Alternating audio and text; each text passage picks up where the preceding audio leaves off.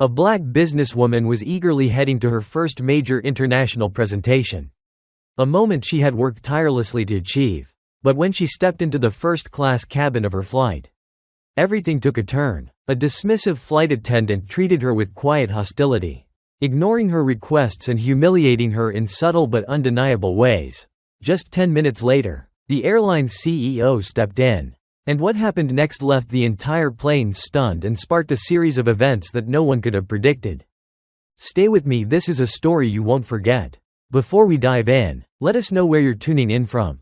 And if this story moves you, don't forget to like, comment, and subscribe for more stories that challenge and inspire. The airport shimmered in the early morning light, a sea of polished tile and glass that seemed to stretch endlessly. Camille Johnson walked briskly through the terminal, her leather carry-on brushing lightly against her side. Her tailored navy suit hugged her frame, a silk scarf tied neatly at her neck, an ensemble that spoke of confidence, professionalism, and success. She carried herself with purpose, her sharp heels clicking against the tiled floor like a steady metronome. And yet, even as she strode with certainty, she felt it, the weight. It was subtle, like an itch beneath the skin, a sensation not loud enough to demand attention but persistent enough to remind her it was there.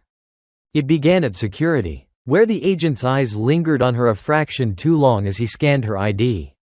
The pause before he waved her through felt heavy with unspoken questions. Why are you here? What's your story? Camille ignored it. She had long learned to brush aside the small slights, the moments that weren't large enough to spark outrage but sharp enough to sting. As she neared her gate, the familiar murmurs of travel surrounded her, the voices of announcements crackling over the speakers, the low hum of conversation, the impatient tapping of fingers against carry-ons. At gate 14, she joined the line for first-class passengers. The shorter queue a small reward for her years of hard work.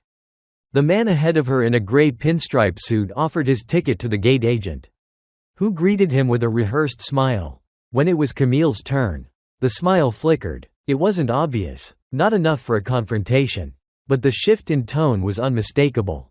The gate agent hesitated as he scanned her boarding pass, his brow furrowing briefly before he quickly handed it back. "Enjoy your flight," he said, his voice polite but distant, the warmth from the previous exchange noticeably absent. Camille murmured her thanks and moved down the jet bridge, her grip tightening on the leather strap of her bag. She focused on the rhythmic sound of her heels against the metal floor. "Don't let it get to you," she told herself. Not today. The plane's interior was a pristine expanse of leather seats and soft lighting, the promise of comfort and luxury for the hours ahead. A flight attendant greeted her at the door with a perfunctory, "Welcome aboard," her eyes darting briefly to Camille's bag before she turned away without another word. Camille nodded and moved toward her seat, 3A, a window seat in first class. As she settled in, Camille felt the faintest prickle of unease. It was the kind of unease that couldn't be pinned to one thing but rather a collection of small moments. The sidelong glances as she walked through the terminal, the hesitation of the gate agent, the cool indifference of the flight attendant, each moment small enough to brush aside. But together they formed a pattern she recognized all too well. The cabin began to fill with passengers, their conversations blending into a quiet hum. Camille turned to the window, watching the ground crew move with mechanical efficiency below. She had always loved this part of flying, the brief stillness before takeoff, the sense of anticipation. But today, the stillness felt heavy. The first-class cabin was a study in unspoken contrasts. Across the aisle, a man in a tailored suit reviewed spreadsheets on his tablet, his champagne glass already glinting on his tray. Behind her, a couple in matching leisurewear laughed softly, their voices mingling with the faint clink of glasses. The flight attendants moved with practiced grace, pouring drinks, exchanging pleasantries, their smiles wide and easy. Except when it came to Camille. She waited patiently, her hands resting lightly on her lap.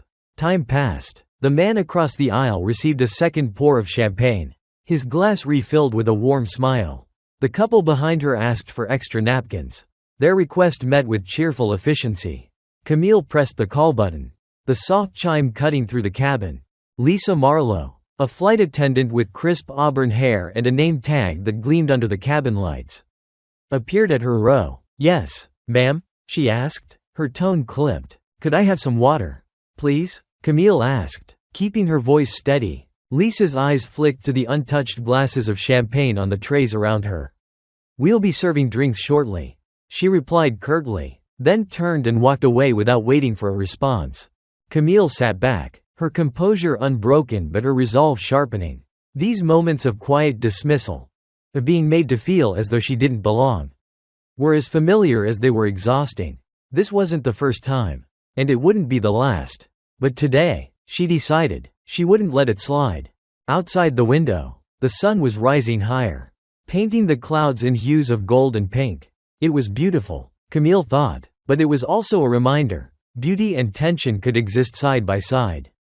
And as the engines roared to life, Camille knew the real turbulence was yet to come. The plane taxied smoothly along the runway, the familiar hum of the engines growing louder as the flight prepared for takeoff.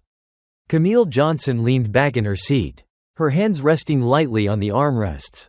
She watched the clouds through the window, trying to lose herself in their soft, sprawling expanse. Yet, even as she sought refuge in the sky, the tension in the cabin seemed to tighten around her like an invisible net.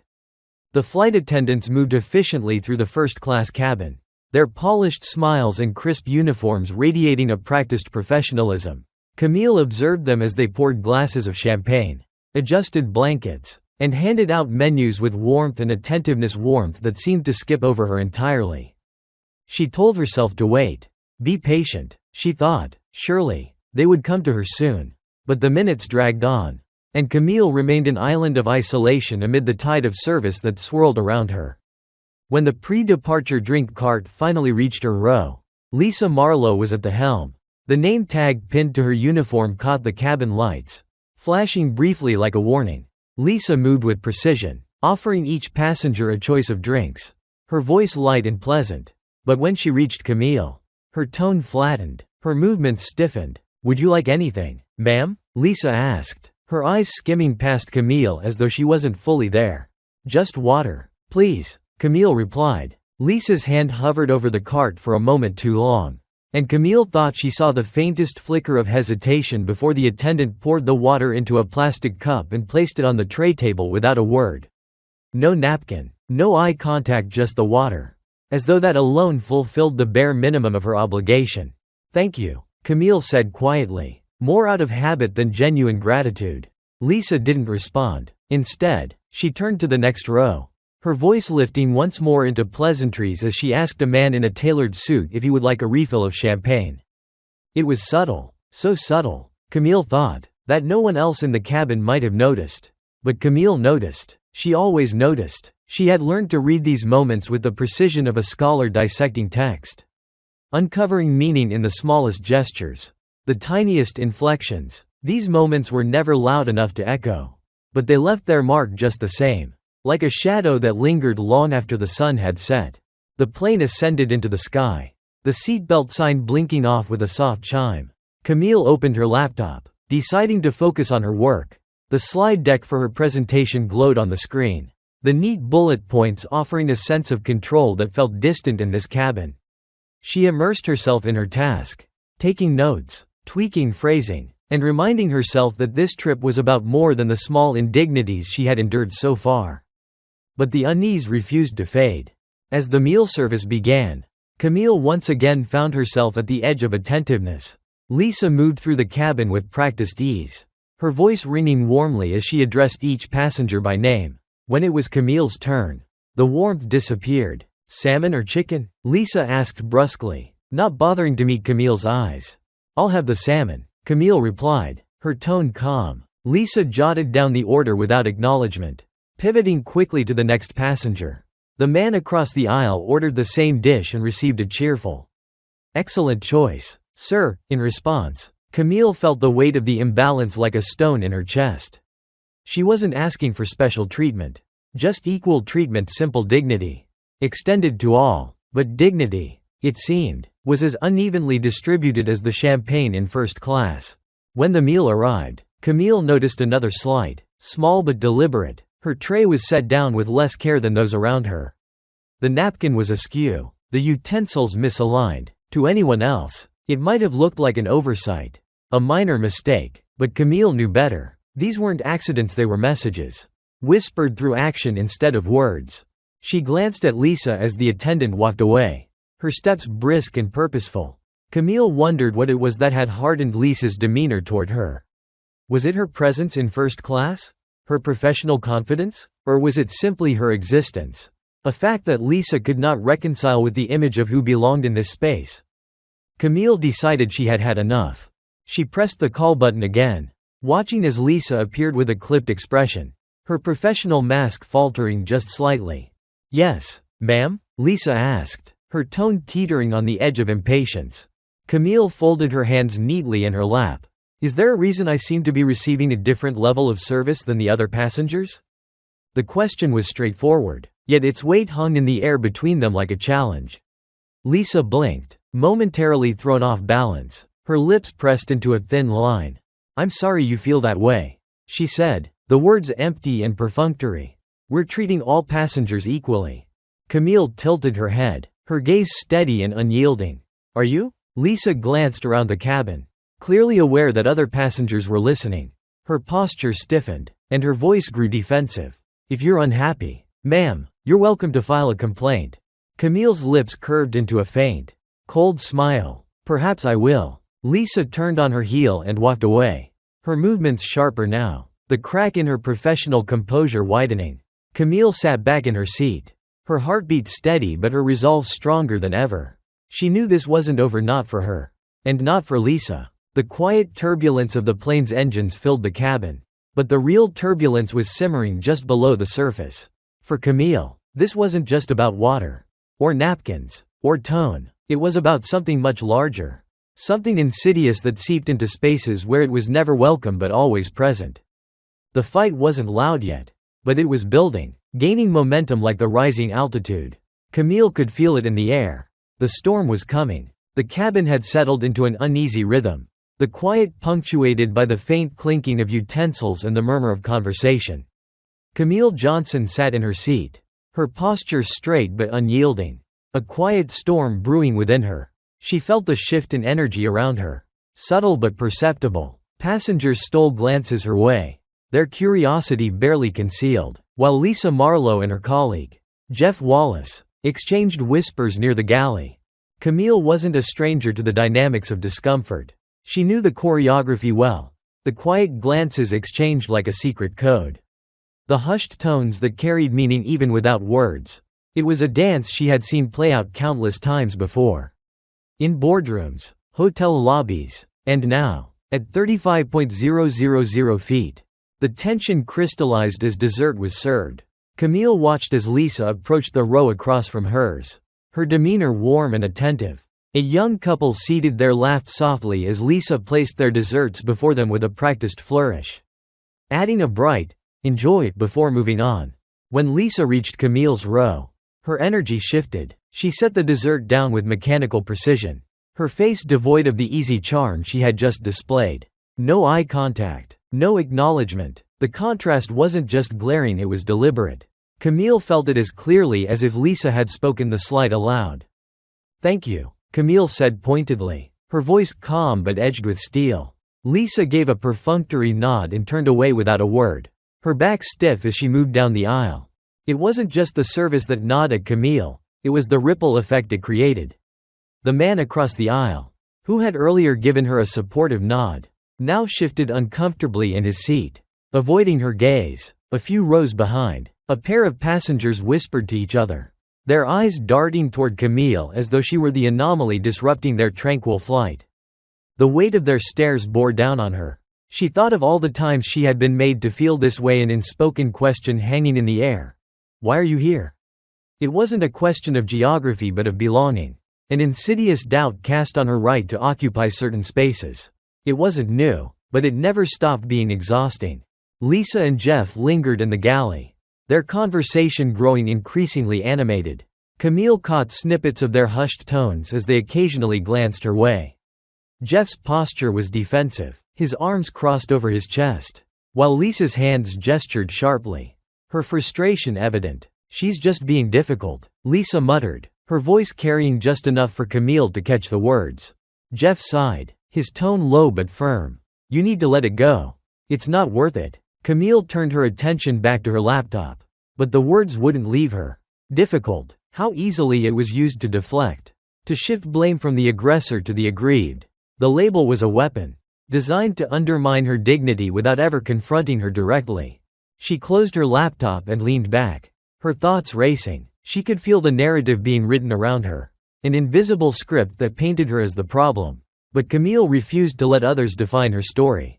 As the plane reached cruising altitude, the captain's voice crackled over the intercom with an update on their arrival time. Camille barely registered his words, her focus shifting to the movement near the galley. Lisa was speaking with another passenger, a man in his 40s dressed in business casual. Camille noticed how Lisa's posture softened, her smile returning as she laughed lightly at something he said. The interaction struck a chord in Camille not because it was particularly egregious, but because it was so achingly familiar. The ease with which Lisa slipped into warmth and attentiveness for some passengers while freezing others out was a stark reminder of how prejudice often operated, not in overt acts, but in subtle exclusions, in the spaces where care was withheld. Determined not to let the flight pass without addressing the issue, Camille pressed the call button once more. This time, Jeff appeared. His expression was carefully neutral, but the tension in his posture betrayed his discomfort.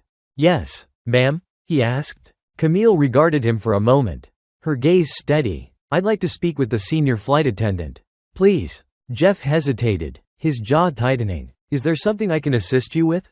"I'd prefer to speak with her directly," Camille said, her tone unwavering. Jeff nodded curtly and disappeared into the galley. Moments later, Lisa returned, her expression carefully composed but her eyes carrying a flicker of annoyance. "Yes, ma'am?" Lisa asked, her tone clipped. Camille met her gaze head-on. "I've noticed a distinct difference in the way I've been treated compared to other passengers. I'd like to understand why that is."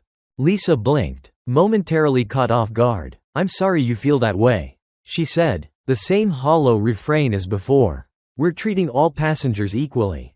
"Are you?" Camille asked, her voice calm but pointed. "Because that hasn't been my experience." Lisa's cheeks flushed, and for a moment, her composure cracked. She glanced toward the galley, as though seeking backup. "I assure you, ma'am, we're doing our best." Camille tilted her head slightly. "Then perhaps your best needs improvement." The silence that followed was deafening.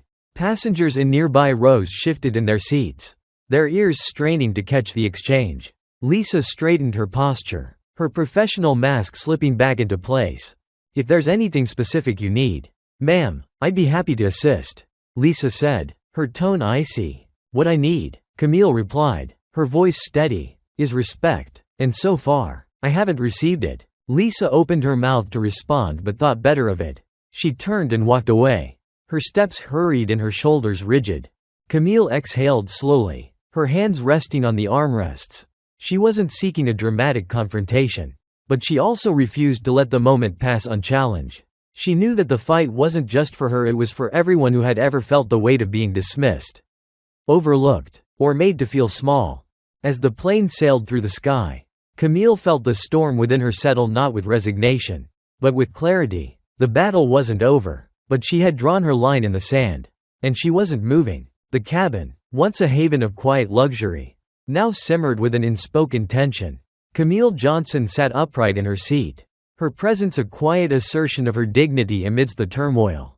The soft hum of the engines filled the space, but it was no longer enough to muffle the undercurrent of unease. People were watching her now, not openly, but through furtive glances, stolen sideways looks, and the sharp silence that seemed to trail behind Lisa Marlowe whenever she passed Camille's row. Camille, outwardly poised, felt the weight of those eyes. They were spectators, complicit in their silence, as if the discomfort was hers alone to resolve.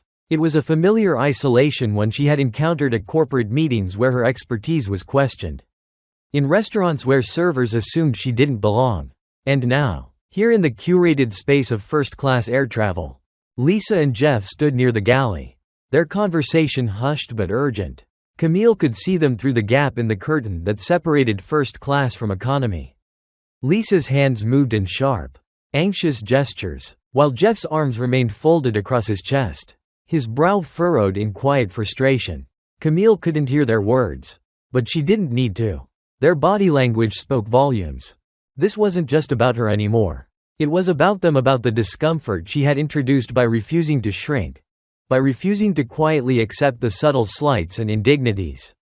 Her call button, her questions, her presence, it had unsettled something in them, and they were scrambling to restore the balance of their carefully controlled world. The next escalation came quietly. Almost imperceptibly, Lisa approached Camille's row again, this time carrying a tray of coffee. The cups rattled softly as she set one down on Camille's tray table. Camille glanced at the cup, noticing immediately that it was different from the others she had seen served. No saucer, no napkin, and the cup itself was chipped at the rim. "Thank you," Camille said, her voice even, though her pulse quickened. She didn't touch the coffee. Lisa hesitated, as though expecting her to say more. When Camille didn't, Lisa turned abruptly and walked away, her shoulders tense. Camille stared at the chipped cup for a moment, the small imperfection seeming to loom larger and larger in her mind. It wasn't just a cup, it was a message. An extension of the same dismissiveness she had felt since the moment she boarded. A deliberate omission, a quiet declaration that her presence was tolerated, not welcomed. The other passengers had noticed by now. Camille could see it in their shifting postures, their hesitant glances. The man across the aisle, salt and pepper hair, a tablet balanced on his lap, offered her a faint, apologetic smile. It was an attempt at solidarity. But Camille didn't return it. She didn't need their pity, she needed them to understand. A flight attendant, a younger woman with nervous hands and a face that betrayed her unease, approached to collect the tray. "Did you need anything else, ma'am?" she asked softly, her voice barely audible. Camille looked up at her, studying her face. The girl was trying, but her attempt felt half-hearted, driven more by guilt than genuine care. "No, thank you," Camille replied, her tone measured. The young woman nodded quickly and disappeared. Her footsteps hurried. Meanwhile, in economy, a man in an aisle seat sat quietly, observing, dressed in jeans and a blazer. He blended in with the other passengers, his demeanor unassuming, but his sharp eyes missed nothing. Raymond Carter, the airline's CEO, had been watching from the moment Camille boarded. He had seen the hesitation at the gate, the subtle shifts in the flight attendant's demeanor, the way Lisa's warmth evaporated whenever she spoke to Camille. He had witnessed enough to feel a growing knot of disappointment in his chest. This wasn't the airline he had worked to build. This wasn't the standard he had fought to uphold. The flight continued, the tension thickening with each passing moment. Lisa avoided Camille's row now, delegating the interactions to the younger flight attendant. Camille, for her part, remained composed, though the storm within her was growing. She could feel the familiar churn of anger. Not the loud, explosive kind, but the quiet, steady burn that built over years of small injustices. When the meal trays were collected, Camille spoke up again. Her voice was calm, but it carried the weight of her resolve. "Excuse me," she said, addressing Lisa directly as she passed. Lisa stopped, her body stiffening. "Yes, ma'am? I'd like to understand something," Camille said. Her tone was gentle, but the words were a challenge. "From the moment I boarded this plane, I felt a distinct difference in how I've been treated compared to the other passengers." "Why is that?" Lisa hesitated, her professional mask slipping slightly. "I'm sorry you feel that way, ma'am," she said, defaulting to the same hollow phrase she had used earlier. Camille didn't flinch. "I'm not asking for an apology. I'm asking for an explanation." For a moment, the two women stared at each other, the silence between them growing heavier with each passing second. Finally, Lisa spoke, her voice defensive. "I assure you, we're treating all passengers equally." Camille tilted her head, her gaze unyielding. "Then why does it feel so unequal?" Lisa said nothing, her jaw tightening. Without another word, she turned and walked away, her steps quick and clipped. Camille watched her go, her heart steady but her resolve stronger than ever. She had planted the seed of discomfort, and she knew it would grow. In the galley, Lisa and Jeff whispered again, their voices carrying just enough for Camille to catch fragments. "She's making this a bigger deal than it is," Lisa muttered, her frustration palpable. Jeff sighed, "Just keep your head down and finish the service." But Camille wasn't finished. She reached for her phone, scrolling through her contacts until she found the name she needed, Daniel Johnson. Her husband and a senior board member of the airline. Her thumb hovered over the call button for a moment before she pressed it. The conversation was brief. Camille relayed the events without embellishment, her voice calm but firm. Daniel listened intently, his tone growing sharper with each question he asked. "I'll handle it," he said finally. "But are you okay?" "I'm fine," Camille replied. "I just wanted addressed." When the call ended, Camille felt a small surge of relief. Not because the situation was resolved, but because she had taken the first step. She wasn't waiting for change, she was demanding it. Back in economy, Raymond Carter's phone buzzed softly in his pocket. He glanced at the screen, his eyebrows lifting slightly when he saw the name, Daniel Johnson. He answered immediately, his voice steady. "Daniel," he said, "what's going on?" As Daniel recounted Camille's experience, Raymond's expression darkened. By the time the call ended, he had made up his mind. He rose from his seat and pressed the call button above his head. The young flight attendant appeared, her eyes widening slightly when she recognized him. "How can I help you, sir?" she asked nervously. Raymond's voice was calm but firm. "Please inform the senior flight attendant that I'd like to speak with her immediately." The tension in the cabin was about to reach its breaking point. The tension in the cabin, so long simmering just beneath the surface, now felt like a live wire stretched taut. Camille Johnson sat in quiet poise, her hands folded in her lap, her expression calm but unyielding. Around her, the hum of first-class comfort continued, a facade of tranquility barely masking the undercurrents of discomfort. It was a scene she had lived through in countless forms, the calm veneer of professionalism concealing the storm of subtle exclusion. In the galley, Lisa Marlowe was pacing now, her polished composure crumbling at the edges. Jeff Wallace leaned against the counter, his arms folded, his expression a mix of irritation and fatigue. Lisa's words spilled out in rapid bursts, her voice pitched low but sharp. "She's making a scene," Lisa said, her hands fluttering like restless birds. "I've done nothing wrong, but she keeps pushing." Jeff sighed, running a hand through his hair. "Lisa, this isn't the hill to die on. Just apologize and move on." Lisa's jaw tightened. "Why should I? I've been professional the entire time. She's the one creating the problem." Unbeknownst to them, their conversation had a silent witness. Raymond Carter, the airline's CEO, stood just outside the galley, his unassuming presence cloaked in the anonymity of economy class. He had heard enough. Straightening his blazer, he stepped into view, his calm but commanding demeanor silencing the flight attendants instantly. "Ms. Marlowe," Raymond said, his voice even but laced with authority. "A word, please." Lisa turned sharply, her face pale as she recognized him. Her carefully curated mask of professionalism faltered, and she glanced nervously at Jeff before stepping forward. "Mr. Carter," she stammered, her voice trembling slightly, "I wasn't aware you were on this flight." "That's the point," Raymond replied, his tone measured. "I like to observe my employees as they are, not as they perform when they know I'm watching." Lisa's face flushed, but she remained silent, her hands clasped tightly in front of her. "I'd like you to explain," Raymond continued, his voice calm but firm. "Why a first-class passenger, someone who paid for a premium experience, is sitting in her seat right now, questioning whether she's being treated equally." Lisa blinked, her mouth opening and closing as if searching for words. She began, but Raymond raised a hand, silencing her. "I don't need excuses," he said sharply. "What I need is accountability." Back in first class, Camille noticed the sudden stillness in the cabin. The younger flight attendant, her nervous hands now clutching a notepad, approached her row cautiously. "Ms. Johnson," she said hesitantly, her voice barely audible over the hum of the engines. "The CEO would like to speak with you." Camille raised an eyebrow, her expression calm but curious.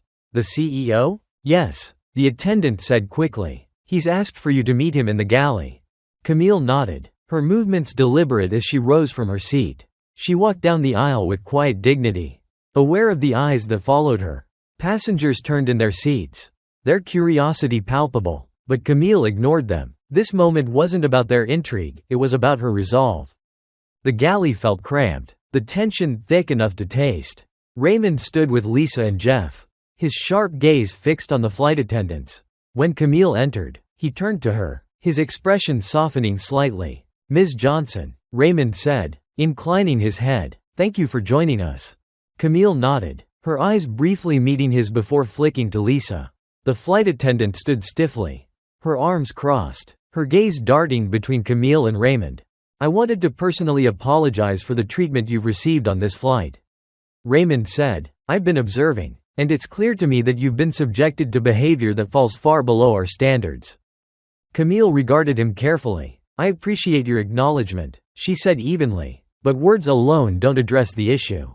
"Agreed," Raymond replied, his tone firm. He turned to Lisa and Jeff. "This is where accountability comes in."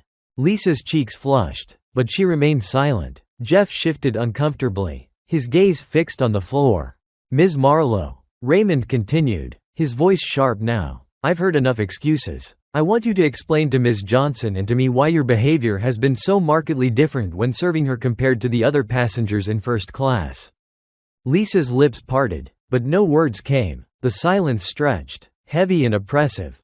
She started, then faltered. "I didn't mean." Raymond cut her off. "Intentions mean nothing when the impact is harm. Do you understand that?" Lisa nodded weakly, her eyes downcast. "Yes, sir." Camille watched the exchange with a quiet intensity. She wasn't here to humiliate Lisa, but she also wouldn't allow her behavior to be dismissed as a misunderstanding. Too often, she thought, these moments ended in deflection and hollow apologies. "Not this time. I hope this is a learning moment for you," Camille said, her voice calm but firm. "Because this isn't just about me. It's about a system that allows people like me to be treated as though we don't belong." Raymond nodded, his expression serious. "Ms. Johnson, I want to assure you that this won't be swept under the rug. We'll be conducting a full review of our training programs and policies to ensure that this kind of behavior is not just addressed but prevented in the future." Camille inclined her head. "Thank you," she said simply. It wasn't everything, but it was a start. Raymond turned to Lisa and Jeff, his tone final, effective immediately. "You are relieved of your duties. Someone will meet you upon landing to discuss your termination." Lisa's face turned white, and Jeff's jaw tightened, but neither argued. They had seen the writing on the wall. As Camille returned to her seat, the cabin felt lighter, though the echoes of what had transpired still lingered. The passengers who had watched her with curiosity now looked at her with a mix of respect and discomfort. Camille didn't meet their gazes. This moment wasn't about them, it was about claiming her space, her dignity, and her right to be treated as an equal. Outside, the clouds rolled by, serene and untouchable. For the first time on this flight, Camille felt a flicker of peace. She wasn't naive, she knew this wasn't the end of the fight. But for now, it was enough to know that she had stood her ground and made her voice heard. The breaking point had come, and Camille had refused to be broken. The cabin, though quiet, was charged with a tension that rippled just beneath its surface. The polished veneer of first-class elegance had cracked, and what lay underneath was unmistakable: a collision of entitlement, bias, and the quiet strength of a woman unwilling to shrink. Camille Johnson sat upright in her seat, her fingers resting lightly on her lap, her calm exterior masking the storm of reflection and resolve churning inside her. She had not asked for this fight, but it had found her nonetheless. It always did. The aftermath of the confrontation in the galley lingered like a faint echo. Lisa Marlowe and Jeff Wallace had retreated, their absence a glaring admission of failure. The younger flight attendant had resumed service with an air of cautious professionalism, her every movement a deliberate attempt to mend what had been broken. Passengers shifted in their seats, their curiosity palpable but unspoken. Camille could feel their eyes on her, their thoughts like whispers she didn't need to hear to understand. Some looked at her with newfound respect, others with discomfort. She had disrupted their carefully curated world, a world where prejudice, if acknowledged at all, was always someone else's problem. The next ripple came not from a word, but from a gesture. The man across the aisle, the one who had earlier offered her an apologetic nod, leaned forward. His salt and pepper hair caught the cabin lights as he cleared his throat softly. "Ms. Johnson," he said, his voice low but steady, "I just wanted to say you handled that with remarkable grace." Camille turned to him, her expression measured. "Thank you," she said. There was no anger in her tone, but neither was there warmth. She had heard similar words before, often from those who had stood silently by, watching but never intervening. "I hope you don't think we're all like that," he continued, his words faltering slightly under her steady gaze. Some of us, we're trying to do better." Camille allowed a faint smile to touch her lips. But it didn't reach her eyes.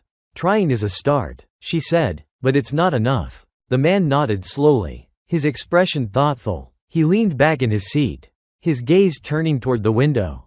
Camille turned away as well, her attention returning to the faint hum of the engines, the clouds rolling by like silent witnesses. In the galley, Raymond Carter stood with his arms crossed, his sharp eyes fixed on the younger flight attendant. "How's the cabin now?" he asked, his tone even but firm. She hesitated before answering. "Better, sir. I think everyone settled down." Raymond nodded, but his expression remained serious. He glanced down the aisle toward first class, where Camille sat, her profile calm but resolute.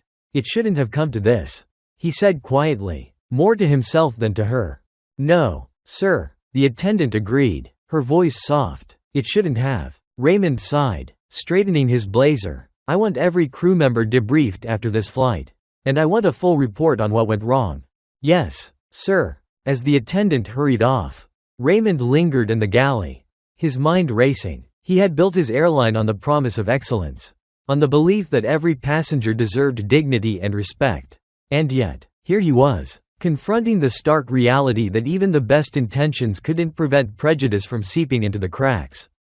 Back in first class, Camille closed her eyes briefly, letting the rhythmic thrum of the engines ground her. She thought of her parents, who had taught her to stand tall even when the world tried to push her down. She thought of her daughter, a bright and curious teenager, who would one day face the same battles Camille had fought her entire life. The thought steadied her. She had endured this not just for herself, but for those who would come after her, for those who would walk into rooms, board planes, or sit at tables where their presence was questioned before their worth was seen. As the plane began its descent, the captain's voice crackled over the intercom, announcing their approach to the destination. The passengers stirred, gathering their belongings and preparing for landing. Camille remained still, her gaze fixed on the window. The city below sparkled against the encroaching dusk, a patchwork of lights that seemed both close and impossibly far away. A shadow fell across her tray table, and she turned to see Raymond standing beside her row. His expression was thoughtful, his presence commanding but not overbearing. "Ms. Johnson," he said, inclining his head. "May I sit?" Camille gestured to the empty seat beside her. "Of course." Raymond lowered himself into the seat, his posture relaxed but his eyes sharp. "I wanted to thank you," he began, "for your patience and for your courage. What you did today wasn't easy." "No," Camille agreed, her tone steady, "but it was necessary." Raymond nodded. "It was. And I want you to know that I take full responsibility for what happened. This wasn't just a failure of two individuals, it was a failure of the system I put in place." Camille studied him for a moment, her gaze searching. "And what will you do about it?" "I'll start by listening," Raymond said. "To you, to my staff, to every passenger who's felt unseen or unwelcome. And then I'll act on training, on accountability, on creating a culture where this doesn't happen again." Camille tilted her head slightly, her expression softening. "It's a good start," she said, "but change takes more than promises. It takes persistence." "You're right," Raymond replied, "and I'm prepared to persist." For the first time, Camille allowed herself to relax slightly. She wasn't naive, she knew that change wouldn't come easily. And it wouldn't come overnight. But in this moment, she felt a glimmer of hope. As the plane touched down, the cabin was filled with the soft rumble of wheels against the runway. Camille felt the weight of the day begin to lift, replaced by a quiet determination. The fight wasn't over, not for her, and not for the world she wanted to help shape. But it was a fight she was ready to continue. As the passengers disembarked, Raymond stood at the door, his presence a quiet assurance that the events of this flight would not be forgotten. When Camille passed him, he extended a hand. "Thank you, Ms. Johnson," he said, "for reminding us all what accountability looks like." Camille shook his hand, her grip firm. "Thank you, Mr. Carter," she replied, "for showing that it's possible." And with that, she stepped into the terminal, her footsteps steady, her resolve unshaken. The airport terminal was a vast, polished expanse of movement and noise, a stark contrast to the tightly wound stillness Camille Johnson had endured during the flight. As she stepped off the plane and onto the jet bridge, the air felt cooler, lighter, Yet the weight of the day lingered like a shadow. She walked with purpose, her carry-on rolling softly behind her. Her heels struck the tiled floor in a steady rhythm, each step an assertion of resolve. Around her, fellow passengers drifted off toward baggage claim, their murmured conversations punctuating the air. Camille caught fragments of their words, but she didn't linger on them. She had spent enough time in their gaze. Behind her, Raymond Carter lingered near the gate, his mind racing. The flight had revealed fractures in his airline's carefully maintained image, fractures that couldn't be ignored. His reputation as a leader had been built on a promise of equality and service. But today, he had witnessed the silent weight of prejudice within his own ranks. He had seen how it seeped into interactions, not with blatant hostility but with quiet indifference, the kind that wounds without ever drawing blood. Raymond straightened his blazer and turned to the young flight attendant who stood nervously beside him. "I need a report on everything that happened today," he said, his voice firm but not unkind. "And I want recommendations for immediate action. This cannot happen again." The attendant nodded quickly, her hands clutching the notepad. "Yes, sir." Camille moved through the terminal, her eyes scanning the bustling space. People were everywhere, families reuniting, business travelers checking their phones, staff darting between gates. It was a familiar scene, yet Camille felt apart from it. The flight had left her with a simmering exhaustion, not just physical but emotional. She had stood her ground, spoken her truth, but the fight had drained her in ways she couldn't yet articulate. She stopped at a coffee stand, the line long but orderly. The barista, a young woman with a bright smile, greeted her warmly when it was her turn. Camille ordered a tea, her voice steady despite the churn of her thoughts. As she waited for her drink, a man approached her, salt and pepper hair, tailored blazer, the passenger from across the aisle. He hesitated before speaking, his expression a mix of respect and discomfort. "Ms. Johnson," he began, his voice soft but earnest. "I just wanted to say, you were remarkable today." Camille turned to him, her gaze steady. "Thank you," she said simply. He nodded, shifting awkwardly. "I've seen moments like that before. But I didn't know what to do. Watching you, how you handled it made me realize how much I still have to learn." Camille studied him for a moment, weighing his words. She saw sincerity in his eyes but also a familiar hesitation, the kind that often accompanied good intentions unaccompanied by action. "Learning is a start," she said finally, "but what matters is what you do with it." He nodded again, his expression thoughtful. "You're right," he said, "I'll do better." Camille offered a faint smile. "I hope so." As she left the coffee stand, Camille's phone buzzed softly in her bag. She pulled it out, seeing her husband Daniel's name on the screen. Answering the call, she heard his steady, familiar voice. "Camille," he said, "I just spoke with Raymond. He's impressed with how you handled things." Camille let out a soft breath, her shoulders relaxing slightly. "I'm glad," she said, "but it's not just about handling things. It's about what happens next." "I know," Daniel replied. "He's serious about making changes. He's already drafting a plan for retraining and oversight." "It's a start," Camille said, echoing her earlier words. "But this can't just be about one incident. It has to be about the culture." "It will be," Daniel assured her. "He knows how much is at stake." Camille nodded, though he couldn't see her. "I'll hold him to that." Meanwhile, Raymond stood at the airline's customer service desk, speaking quietly with a supervisor. His tone was calm but insistent as he outlined his expectations for the post-flight debrief. The staff listened attentively, their pens moving quickly across notepads. As he walked away, Raymond felt the weight of the day settling deeper into his chest. He had seen prejudice before, in boardrooms, in hiring decisions, in the subtle dynamics of power and privilege. But witnessing it unfold in real time, against a woman who had done nothing to invite it except exist in a space where she wasn't expected, had hit him differently. Camille reached the curb outside the terminal, the evening air cool against her skin. A sleek black sedan pulled up, the driver stepping out to open the door for her. She thanked him softly and settled into the backseat, the quiet hum of the car a welcome reprieve. As the city skyline came into view, Camille let her mind drift. She thought about the countless moments like this one, the small battles fought in spaces where she was made to feel like an outsider. She thought about the passengers who had watched her, their silence a reminder of how often people chose comfort over confrontation. But she also thought about Raymond, about his willingness to listen, to act. It wasn't everything, but it was something. A crack in the armor of indifference. The car pulled up to her hotel, and Camille stepped out, her heels clicking softly against the pavement. She walked through the lobby, her posture straight, her presence commanding. The staff greeted her warmly, their smiles genuine, but Camille felt no need to reciprocate. The weight of the day was still with her, and she carried it like a stone in her chest. In her room, she set down her bag and walked to the window. The city lights sprawling before her. She sipped her tea, the warmth grounding her, and let herself exhale fully for the first time that day. She thought about her daughter, about the world she hoped to leave her, a world where dignity wasn't something to be fought for, but something freely given. And she thought about the work ahead, the long road toward change. Camille didn't feel triumphant, but she felt resolved. She had spoken her truth, and it had been heard. Now, it was up to the world to respond.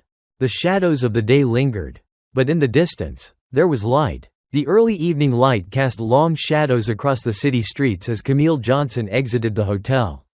She walked with quiet determination, her steps deliberate, her mind still replaying the events of the day. The memory of the flight, its challenges, confrontations, and quiet reckonings lingered like an unresolved melody. She carried it with her, not as a burden, but as a reminder of the work that still needed to be done. Raymond Carter sat in his office later that night, the events of the day weighing heavily on him. The room was quiet, save for the faint hum of the city outside. On his desk, a stack of reports waited for his attention, but his focus was on the memo he was drafting, a directive to his executive team that would set the tone for the airline's future. The words came slowly at first, but with each sentence, Raymond's purpose sharpened. He wrote about accountability, about the need for training that went beyond surface-level gestures, and about creating a culture where every passenger, regardless of race or background, felt valued and respected. When he finished, he sat back and read the memo aloud, his voice steady but resolute. The words were simple, but they carried weight. He pressed send, knowing that this was only the beginning. The next morning, Camille woke to a series of notifications on her phone. Messages from colleagues, friends, and even strangers flooded her inbox. Word of the incident had spread, and while some messages were filled with support, others carried the weight of skepticism or outright dismissal. Camille scrolled through the messages, her expression unreadable. She had anticipated the backlash. It always came when someone dared to challenge the status quo. But she also saw hope in the voices of those who thanked her for speaking out, for standing firm. They reminded her that she wasn't alone in this fight. At the airport, Raymond met with his team, their faces a mix of apprehension and determination. He outlined the new measures he wanted implemented: mandatory inclusivity training, anonymous reporting channels for passengers and staff, and a commitment to hiring leaders who reflected the diversity of their customers. Change isn't easy, Raymond said, his voice firm, but it's necessary, and it starts here. His words hung in the air, and for a moment, the room was silent. Then, one by one, his team nodded, their resolve matching his own. Later that day, Camille boarded her return flight. She moved through the terminal with the same poise she always carried. But this time, something felt different. Passengers and staff alike seemed more aware, their interactions tinged with a faint hesitance, as though they were grappling with the weight of what had happened. When she reached her seat, a flight attendant approached her, a young man with a nervous smile and an air of earnestness. "Ms. Johnson," he said softly, "I wanted to personally welcome you aboard. If there's anything you need, please don't hesitate to let me know." Camille studied him for a moment before offering a small nod. "Thank you," she said, her tone polite but measured. As the flight took off, Camille gazed out the window at the clouds rolling by. The challenges she had faced weren't new, and she knew they wouldn't disappear overnight. But she also knew that change, however slow, had begun. In the days that followed, Raymond's memo sparked conversations across the airline and beyond. News outlets picked up the story, framing it as a turning point in the industry's approach to inclusivity. Some praised the steps being taken, others questioned whether they would be enough. For Camille, the attention was both validating and exhausting. She hadn't sought the spotlight, but she understood its power. She used her platform to speak not just about her experience, but about the larger systems that allowed such incidents to persist. Change isn't about one person or one moment. she said during an interview. It's about the choices we make every day to challenge injustice. To stand up for what's right, even when it's uncomfortable. Months later, Camille and Raymond crossed paths again at a corporate event. Their eyes met across the room, and Raymond approached her with a smile. "Ms. Johnson," he said, extending his hand, "it's good to see you." "And you," Camille replied, shaking his hand firmly. "I wanted to thank you again," Raymond said, "not just for what you did that day, but for what it's led to. Your courage forced us to confront things we had been ignoring for too long." Camille nodded. "I appreciate that," she said, "but remember, this isn't the end. It's just the beginning." Raymond smiled, his expression thoughtful. "Agreed." As Camille left the event, she felt a quiet sense of accomplishment. The fight was far from over, but progress had been made. She thought of her daughter, of the world she hoped to leave her, a world where moments like the one she had faced on that flight were no longer possible. The city lights stretched out before her, a testament to resilience and hope.